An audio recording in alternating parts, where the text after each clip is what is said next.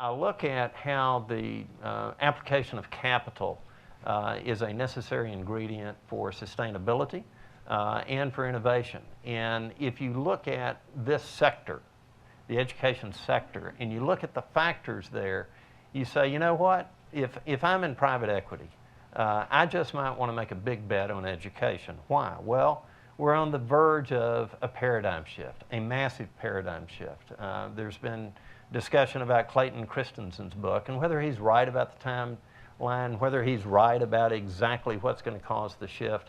He's closer to being right, I think, than being wrong about the fact that there is going to be a big paradigm shift. What does that mean to someone in the investment arena?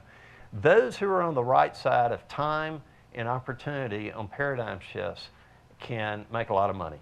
Think if you're on the right side of Amazon.com or the right side of Google, as they totally change the way that we buy books, the way that we acquire information.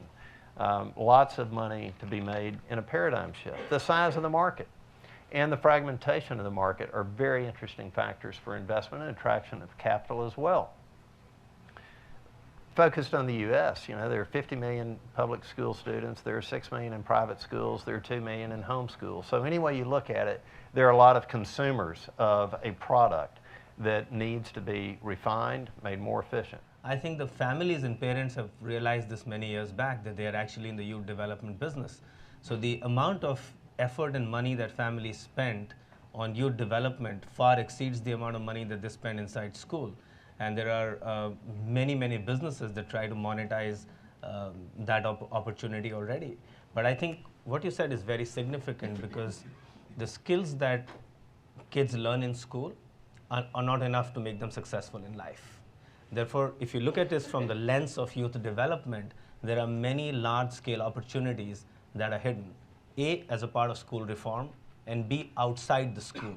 Because youth development doesn't stop and end in school. It continues throughout the day.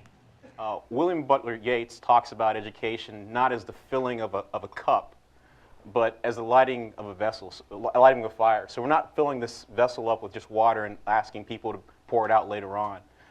It's supposed to be talking about a lifelong learning experience. And secondly, Solon, who was a politician, lawyer, poet in Athens, talked about society judged by how they treat the least of us. So if we're thinking about where we are in the analysis of history, we have to think about what are we doing with the least of these. So that's an equity conversation. How are we providing opportunity to educate all of our kids? The secretary likes to say that we're responsible for all the children in this country, all 50 million of them. So that includes the kids in rural Appalachia who have the same awful learning opportunities as the kids in downtown Baltimore or downtown Chicago. We got to think about all those kids. We got to figure out how do you actually get them over a way higher bar and give them an opportunity to pursue the happiness that has been afforded to all of us because we're sitting here sometimes just by the serendipity of our zip code, and that's criminal. We've got a big problem here in a $4 trillion global marketplace that's failed. And in the United States, it's the second biggest sector after healthcare. We've got the problems of inertia, right? So we've been very comfortable doing things, one way for a long recent time. And you get these conversations, union versus management, open source versus closed source. I want to move forward. I want to talk about how we can find solutions together. I don't want the Hatfields and McCoys, the Yankees and the Red Sox, Brazil versus Argentina. I want to talk about how we can actually bring these solutions together. I want opportunities to transform and reimagine learning in a far different way than we've been talking about before.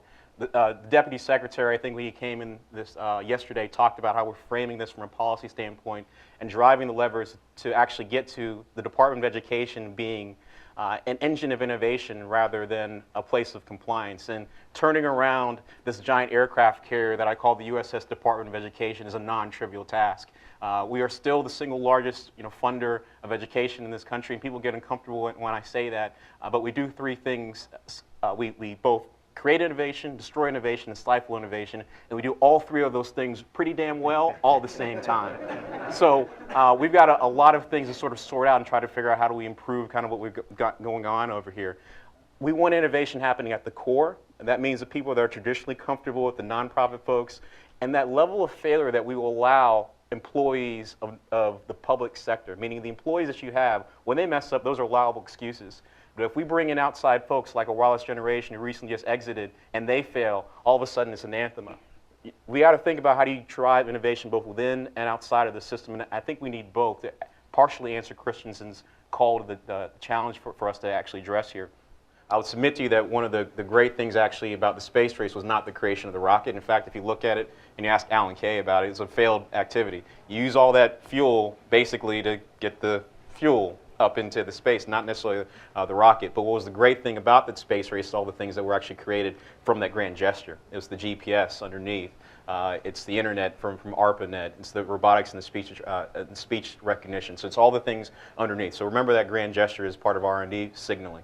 The second thing is the notion of braided investments, and that's part of the AMC conversation, or Advanced Marketplace Commitments. If you look at some of the great things happening in Harlem Children's Zone, which is Jeff Canada's baby, and if you can look that up in the internet, this is an opportunity where you actually have all these streams coming together. Tremendous amount of private wealth involved in there, and a lot of nonprofit municipality opportunities. This is the nexus of these nonprofit, for-profit conversations actually coming together for one objective, and that's student outcomes.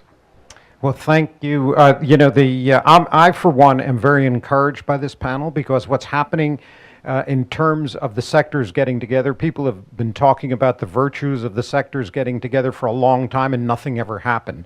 And it's happening now because people like yourselves are making it happen, because it's the way that we will lead to success. So join me in thanking our panelists.